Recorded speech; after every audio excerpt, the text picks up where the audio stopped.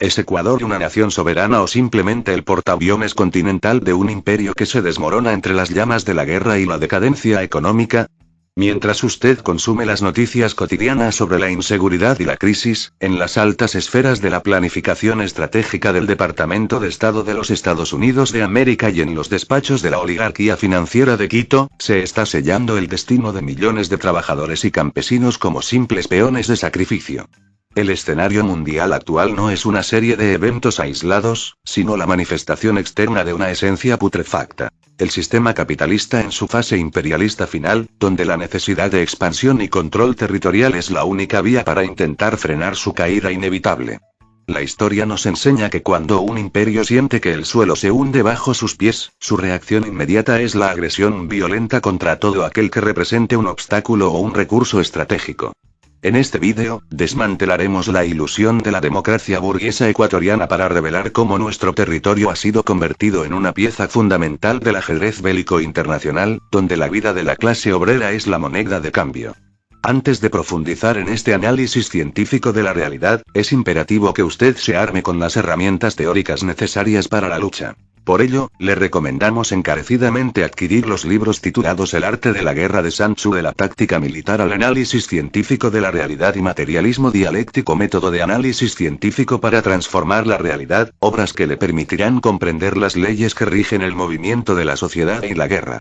En los primeros 4 meses de este año 2026, la arremetida imperialista contra la República Bolivariana de Venezuela, la República Islámica de Irán, el Líbano y Palestina ha escalado a niveles de barbarie que la humanidad no veía desde hace décadas.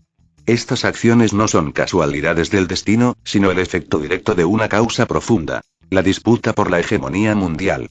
La Organización del Tratado del Atlántico Norte y el Estado de Israel han cruzado todas las líneas rojas, normalizando el genocidio como una herramienta diplomática aceptable ante los ojos de una comunidad internacional paralizada y obsoleta. Esta realidad distópica es el fenómeno que oculta la lucha encarnizada por los recursos energéticos y las rutas de comercio estratégicas. Ecuador, lejos de ser un espectador, se encuentra en el epicentro de esta contradicción debido a su posición geográfica privilegiada en la costa del Océano Pacífico. Los gobiernos de turno, representados por figuras como Lenín Moreno Garcés, Guillermo Lasso Mendoza y el actual administrador de los intereses del capital, Daniel Noboa Afín, han operado como agentes de transferencia de soberanía. La insistencia en permitir el establecimiento de bases militares norteamericanas y el uso de las Islas Galápagos como plataforma naval bajo el pretexto del combate al narcotráfico, no es más que la forma que adquiere la capitulación total ante los intereses del Pentágono. Lo que nos presentan como una ayuda para la seguridad interna es, en esencia, la transformación de nuestro suelo en un radar militar y un objetivo estratégico en una conflagración que no pertenece al pueblo ecuatoriano. Aquí se manifiesta la ley de la unidad y lucha de contrarios. Mientras la burguesía entreguista busca la protección del capital extranjero para asegurar su dominación, el pueblo trabajador es arrastrado hacia una posibilidad de guerra nuclear y colapso económico. El riesgo de una tercera guerra mundial no es una exageración sensacionalista, es una realidad material que se gesta en la desesperación de un imperio que ha perdido su autoridad moral y financiera. El bloqueo comercial en el estrecho de Hormuz y la destrucción de infraestructuras en el Medio Oriente tienen un impacto cuantitativo que se traduce cualitativamente en el aumento del costo de vida para el estibador en Guayaquil, para el agricultor en la sierra y para el obrero en las zonas industriales. No podemos confiar en el derecho internacional ni en organismos que fueron diseñados para frenar el avance del comunismo tras la desaparición de la Unión de Repúblicas Socialistas Soviéticas. Esos mecanismos son hoy cáscaras vacías que solo sirven para legitimar la agresión del fuerte sobre el débil. La irracionalidad de las potencias imperialistas es la necesidad que empuja a la humanidad al abismo, y Ecuador ha sido alineado disciplinadamente en ese camino por una élite que ha decidido que su sobrevivencia como clase social depende de su subordinación absoluta a Washington. El análisis científico nos obliga a ver más allá de las fronteras nacionales. Lo que sucede en Caracas o en Teherán está intrínsecamente vinculado a lo que sucede en las calles de Quito y Guayaquil. La burguesía nacional no tiene patria, solo tiene intereses, y si para proteger su tasa de ganancia deben entregar el espacio aéreo, marítimo y terrestre a una potencia extranjera, lo harán sin dudar, disfrazando su traición con discursos de cooperación internacional. El análisis de la realidad nacional no puede detenerse en la superficie de los acontecimientos políticos, sino que debe penetrar en la médula de las relaciones de producción y la estructura de poder que sostiene al Estado ecuatoriano. Aquí es donde el concepto de la narcoburguesía adquiere una relevancia científica, alejándose de la narrativa sensacionalista de los medios de comunicación hegemónicos. Debemos entender que el narcotráfico no es un tumor externo que ha invadido un cuerpo sano, sino que es la fase superior de la acumulación de capital en una economía dependiente y periférica. El negocio transnacional de las sustancias ilícitas se ha integrado orgánicamente en la estructura económica del país, permitiendo un enriquecimiento exponencial de una fracción de la clase dominante que utiliza el sistema financiero formal para lavar sus excedentes. Esta lumpenburguesía edifica sus imperios sobre el derramamiento de sangre de miles de jóvenes pobres de los barrios populares, quienes, al carecer de toda posibilidad real de desarrollo dentro del sistema legal, son utilizados como carne de cañón en una guerra que solo beneficia a los de arriba. La esencia del fenómeno es la explotación extrema y la degradación humana, mientras que la forma es la violencia de los carteles y la inseguridad ciudadana. El Estado, lejos de combatir la raíz del problema, utiliza este escenario escabroso para posicionar una narrativa fascista de control total. Bajo la administración de Daniel Noboa Fin, hemos visto la implementación de políticas de militarización, represión y persecución que tienen como objetivo real disciplinar a la clase trabajadora y desarticular cualquier intento de organización popular. Los falsos positivos y la estigmatización de la pobreza son las herramientas de una estrategia de distracción masiva. Sun Tzu, en su tratado sobre la táctica militar, advierte que un general inteligente aprovecha el caos para consolidar su posición. En este caso, la burguesía utiliza el caos de la inseguridad para justificar la entrega de la soberanía nacional y la implementación de un estado de sitio permanente contra los humildes. Es vergonzoso observar cómo se normaliza la barbarie y se deslegitima el derecho internacional cuando los intereses de los Estados Unidos de América están en juego. Lo hemos presenciado en la República Bolivariana de Venezuela, donde el asedio constante, los intentos de invasión y la persecución judicial contra sus mandatarios bajo leyes norteamericanas constituyen una aberración jurídica que ningún organismo multilateral se atreve a sancionar con firmeza. ¿Dónde está la justicia internacional cuando Donald Trump amenaza abiertamente con invadir al heroico pueblo de la República de Cuba? La respuesta es simple. El derecho internacional fue una herramienta creada para la estabilidad entre potencias tras la Segunda Guerra Mundial, pero hoy es un obstáculo para la voracidad imperialista y, por lo tanto, es ignorado o destruido. Ecuador, con su rica tradición de lucha y rebeldía, se enfrenta hoy a una narcoburguesía que carece de códigos morales y que, con el auspicio directo de Washington, está dispuesta a romper su propia legalidad democrática burguesa para instaurar un régimen de terror. El objetivo es cerrar filas en el continente americano, asegurando que no existan fisuras en el control hegemónico de los Estados Unidos de América. La reciente cumbre denominada Escudo de las Américas no fue más que una puesta en escena de la subordinación y el entreguismo de los gobiernos títeres de la región.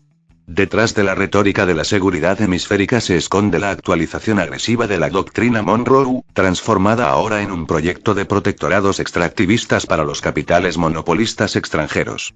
Buscan convertir al Ecuador en una mina a cielo abierto y en una reserva de recursos naturales, protegida por regímenes altamente represivos que aseguran que la protesta social sea aplastada antes de que pueda generar un cambio cualitativo.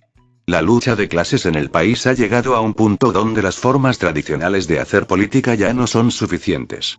Hablar de unidad de las fuerzas sociales sin un diagnóstico sincero sobre la naturaleza del enemigo es un ejercicio estéril que solo conduce a la derrota. Debemos preguntarnos cuáles son nuestras fuerzas reales y cuál es el terreno en el que se libra la batalla. La izquierda institucional ha abandonado en muchos casos el epicentro de las contradicciones sociales. Los barrios obreros, las comunidades campesinas y los sectores populares más golpeados por la crisis. La posibilidad de una transformación revolucionaria solo puede nacer de la realidad concreta de las masas, no de consignas vacías ni de alianzas electorales con sectores de la burguesía supuestamente progresista.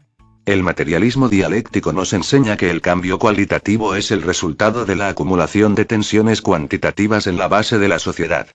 Por lo tanto, la tarea urgente es volver a las raíces, organizar el descontento y transformarlo en una fuerza política capaz de disputar el poder de manera efectiva. Para comprender la profundidad de la crisis ecuatoriana, es necesario aplicar la categoría dialéctica de la causa y el efecto bajo la luz de la estrategia militar. Sun Tzu establece que la configuración de las fuerzas debe ser tal que la victoria sea una consecuencia inevitable de la posición ocupada. En el caso del Ecuador, la causa de nuestra vulnerabilidad no reside en una supuesta incapacidad de nuestra gente, sino en la inserción dependiente del país en la división internacional del trabajo. Somos, por necesidad del capital transnacional, una economía proveedora de materias primas y, ahora, un enclave logístico para la proyección de fuerza de los Estados Unidos de América. El efecto de esta configuración es la erosión constante de nuestra autonomía y la pauperización de la clase obrera. La burguesía nacional, al no poseer un proyecto de desarrollo autónomo, se refugia en el papel de administradora de la colonia, lo que explica su entusiasmo ante la llegada de tropas extranjeras y la implementación de radares que vigilan no solo el tráfico de mercancías ilícitas, sino principalmente los movimientos de la población civil. Este es un cambio cualitativo en la forma del Estado. De una democracia burguesa de fachada, estamos pasando a un estado de contrainsurgencia preventiva. La ley de la negación nos indica que el viejo orden liberal está siendo negado por un autoritarismo de corte fascista corporativo, pero esta misma opresión genera las condiciones materiales para su propia superación. La historia del movimiento comunista internacional nos ofrece lecciones invaluables que no podemos ignorar. Vladimir Ilich Lenin, durante la Gran Guerra Imperialista de 1914, no se dejó seducir por los cantos de sirena del patriotismo burgués ni por el reformismo de los socialdemócratas que votaron los créditos de guerra. Él comprendió que la guerra era una disputa entre bandos ladrones que defendían la misma clase opresora y que la única salida digna para el proletariado era transformar la guerra imperialista en una guerra civil contra su propia burguesía. En Ecuador, la claridad teórica es nuestro primer escudo. No podemos caer en la trampa de apoyar al mal menor entre las distintas facciones de la burguesía que se disputan el control del Estado. Ya sea que se vistan de tecnócratas modernos o de populistas de derecha, todos responden a la misma lógica de acumulación por desposesión. Los bolcheviques triunfaron porque tuvieron la capacidad de caracterizar la guerra con precisión científica y proponer soluciones radicales que golpearon las arterias del capital, la propiedad de la tierra y el control de la banca. Hoy, los comunistas y revolucionarios en el Ecuador debemos retomar esa firmeza. El Partido Comunista del Ecuador, en sus 100 años de existencia, ha mantenido viva la llama de la organización, pero el desafío actual requiere un salto cuantitativo en nuestra presencia en los sectores estratégicos. La posibilidad de la revolución no es un deseo piadoso, es una realidad que se gesta en la contradicción insalvable entre el desarrollo de las fuerzas productivas y las relaciones de producción caducas. Mientras la tecnología permite una producción de riqueza sin precedentes, la mayoría de los ecuatorianos se debate en la miseria. Esta es la esencia de la injusticia que la propaganda oficial intenta ocultar bajo el fenómeno de la supuesta falta de recursos. Recursos existen, pero están concentrados en las manos de una élite que prefiere ver al país en llamas antes que perder un ápice de sus privilegios. La unidad que necesitamos no es la de los membretes de organizaciones que solo aparecen en época electoral, sino la unidad de clase forjada en la lucha diaria por el pan, la tierra y el trabajo. Debemos abandonar la comodidad de los círculos intelectuales y aterrizar la propuesta revolucionaria en los barrios donde la explotación es una herida abierta. Solo allí, en el corazón de las masas, podremos construir el destacamento con la disciplina y la firmeza necesarias para afrontar la lucha de clases y destruir al capitalismo. La victoria no vendrá por casualidad, sino por la aplicación rigurosa de la ciencia dialéctica y la táctica estratégica.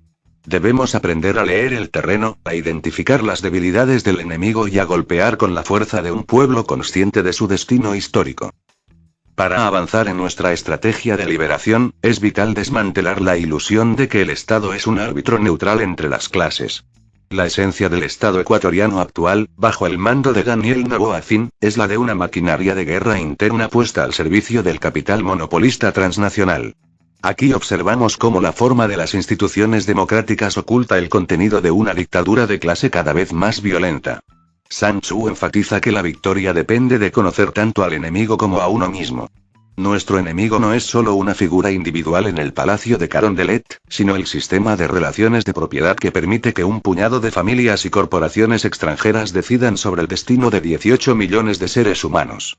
La necesidad de supervivencia del imperio norteamericano lo empuja a cerrar todas las salidas soberanas en su patio trasero, y para ello cuenta con la complicidad activa de una burguesía que prefiere ser capataz de una colonia que ciudadana de una nación libre. El análisis científico de la realidad nos revela que las amenazas contra la República de Colombia y la República Bolivariana de Venezuela, así como el asedio a la República de Cuba, forman parte de un mismo despliegue táctico: la actualización de la doctrina Monroe. En este tablero, Ecuador es utilizado para proyectar una fuerza represiva que busca inhibir cualquier salto cualitativo en la conciencia de los pueblos vecinos.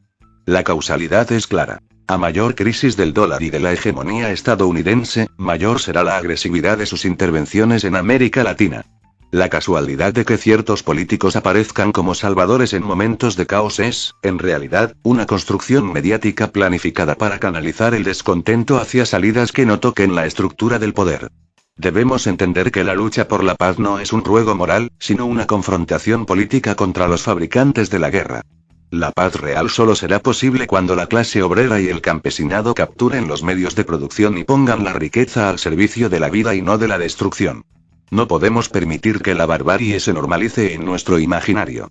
Ver morir a miles en Palestina o ver el bombardeo de naciones soberanas no debe ser un espectáculo televisivo, sino un llamado a la acción consciente.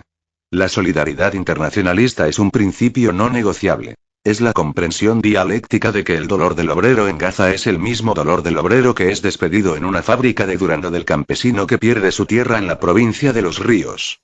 La unidad y lucha de contrarios se manifiesta hoy en la oposición entre los intereses de la humanidad y la voracidad de un sistema que, en su decadencia, está dispuesto a incinerar el planeta. El camino hacia la victoria requiere que abandonemos el centrismo y las falsas estrategias de apoyo a los males menores.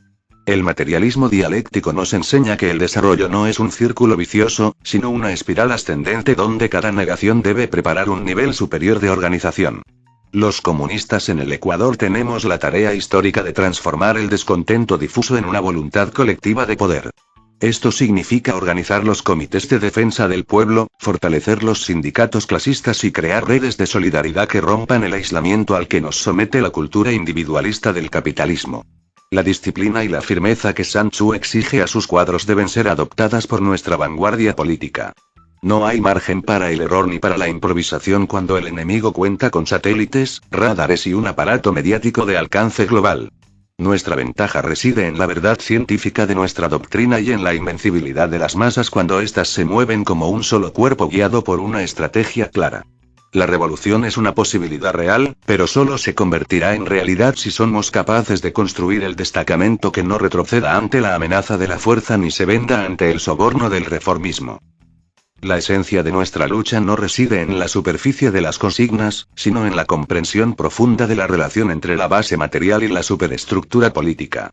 Sun Tzu afirma que el que conoce el terreno y sabe cómo utilizarlo, posee una ventaja incalculable sobre su adversario. En el contexto ecuatoriano, el terreno es la estructura económica de dependencia que ha sido profundizada por la administración de Daniel Noboa Zin. La forma de su gobierno se presenta como una modernización técnica de la seguridad, pero su contenido es la consolidación de un modelo de acumulación que beneficia exclusivamente a los grupos financieros y a las corporaciones transnacionales. Aquí, la categoría de la necesidad se manifiesta con una claridad meridiana. Para que el capital transnacional pueda extraer recursos sin resistencia, es una necesidad histórica para la burguesía desarticular el tejido social. La casualidad de que Ecuador sea hoy uno de los países más violentos de la región no es un error del sistema, sino un producto necesario de la desigualdad social extrema y de una élite que lucra del crimen organizado mientras posiciona un discurso de ley y orden. El materialismo dialéctico nos permite ver que esta violencia es el fenómeno que oculta la esencia de la lucha de clases en su forma más descarnada. La narcoburguesía, al carecer de un proyecto nacional, utiliza el terror para justificar la injerencia extranjera y la presencia de radares y tropas de los Estados Unidos de América, convirtiendo la inseguridad en la moneda de cambio para la entrega de la soberanía. Ante esta realidad, el camino de la clase trabajadora no puede ser el del reformismo agotado. Hablar de alianzas con sectores de la burguesía menos mala es ignorar la ley de la unidad y lucha de contrarios. No existe conciliación posible entre quienes viven del sudor ajeno y quienes producen la riqueza con sus manos. La historia nos ha demostrado, a través de las enseñanzas de los grandes conductores del proletariado, que la única estrategia victoriosa es aquella que caracteriza correctamente al enemigo y golpea sus centros de acumulación. En los barrios obreros y en las organizaciones populares que han sido abandonadas por la izquierda tradicional, es donde se debe gestar la nueva vanguardia. Debemos repensar la posibilidad de la revolución no como un evento lejano, sino como un proceso de acumulación de fuerzas que se construye en la resistencia diaria contra los desalojos, contra los despidos y contra la militarización de la vida cotidiana. La disciplina que exigimos no es la ciega obediencia, sino la firmeza ideológica que impide que nuestros cuadros sean cooptados por las migajas del sistema. A 100 años de la fundación del Partido Comunista del Ecuador, la tarea pendiente no es solo recordar las glorias pasadas, sino aplicar el método científico para transformar la realidad presente. La esperanza no es una espera pasiva, sino una construcción activa basada en el conocimiento de las leyes del desarrollo social. Mientras haya miseria, la revolución será inevitable, pero su éxito dependerá de nuestra capacidad para dirigir el descontento hacia el objetivo concreto de la toma del poder. Debemos ser como el agua de la que hablaba Sun Tzu, adaptables en la forma pero imparables en nuestra esencia, fluyendo hacia las grietas de un sistema que, aunque parece sólido, está carcomido por sus propias contradicciones internas. La negación del capitalismo es una necesidad histórica que solo podrá concretarse mediante la acción organizada y consciente de un pueblo que ha decidido dejar de ser el patio trasero de cualquier imperio para convertirse en el arquitecto de su propio destino socialista. Para comprender el desenlace a esta etapa histórica en el Ecuador, debemos aplicar la ley de la negación de la negación. El viejo Estado liberal, que servía como fachada para la dominación de la burguesía comercial, ha sido negado por esta nueva forma de Estado policial y entreguista que hoy encabeza Daniel Noboa Fin. Sin embargo, este mismo estado de opresión, que busca anular los derechos de la clase trabajadora, está gestando en su interior la fuerza que eventualmente lo negará a él: la organización consciente de las masas. Sun Tzu enseña que no hay que presionar a un enemigo acorralado hasta el punto de que éste no tenga más opción que luchar con desesperación. La burguesía ecuatoriana, al arrebatarle todo al pueblo, le ha quitado también el miedo. La necesidad económica de las familias, que hoy no pueden cubrir la canasta básica, se convierte en la causa motriz de un descontento que pronto dejará de ser cuantitativo para transformarse en un salto cualitativo de rebelión popular. El fenómeno de la paz que nos vende el gobierno es una mentira diseñada para ocultar la esencia de una guerra contra los pobres. Mientras los radares de los Estados Unidos de América vigilan nuestras costas, el hambre vigila las mesas de nuestros barrios obreros. La contradicción entre la posibilidad de una vida digna y la realidad de la miseria capitalista es el motor que empuja la historia hacia adelante. Los comunistas y revolucionarios no podemos ser espectadores de este proceso. Debemos ser los catalizadores que conviertan la indignación en estrategia. La disciplina que caracteriza a un ejército victorioso debe ser trasladada a nuestras células de barrio, a nuestras asambleas de trabajadores y a nuestras ligas campesinas. Solo un pueblo organizado, que conoce el terreno y las debilidades de su adversario, puede aspirar a la toma del poder. No estamos aquí para reformar un sistema que nace de la explotación, sino para destruirlo y construir sobre sus ruinas una sociedad donde la producción esté al servicio de la vida. La historia del Partido Comunista del Ecuador es la prueba de que la resistencia es posible incluso en las condiciones más adversas, pero la victoria definitiva exige que superemos el sectarismo y el centrismo que tanto daño han hecho a la izquierda. Debemos ser implacables con el enemigo y generosos en la unidad con nuestra clase. La lucha de clases no perdona la indecisión. En el campo de batalla de la política, como en el de la guerra, el que vacila está perdido. Por ello, hacemos un llamado a la juventud, a las mujeres trabajadoras y a los veteranos de 1000 batallas a cerrar filas bajo las banderas del materialismo dialéctico. La realidad es transformable si se tiene el método científico para entenderla y la voluntad inquebrantable para ejecutar el cambio. El imperialismo podrá tener las armas y la tecnología, pero nosotros tenemos la razón histórica y la fuerza del número. Cada golpe que recibimos debe ser devuelto con el doble de fuerza organizativa, preparando el terreno para el momento en que las contradicciones internas del régimen estallen y permitan la apertura de un proceso revolucionario verdadero. La lucha continúa en cada fábrica, en cada universidad y en cada rincón del Ecuador donde se alce una voz contra la injusticia y el entreguismo. El análisis dialéctico de la realidad nos conduce a una conclusión ineludible. El Ecuador se encuentra en una encrucijada donde la pasividad es sinónimo de aniquilación. La esencia de la crisis actual no es un destino trágico, sino el resultado de leyes materiales que operan con la precisión de una maquinaria de guerra. La burguesía nacional, en su forma más decadente y criminal, ha decidido que su permanencia en el poder vale más que la existencia misma de la nación. Al convertir nuestro territorio en un radar del imperialismo norteamericano, han transformado cada hogar ecuatoriano en un objetivo potencial de una guerra global que solo beneficia a los mercaderes de la muerte y a los monopolios energéticos.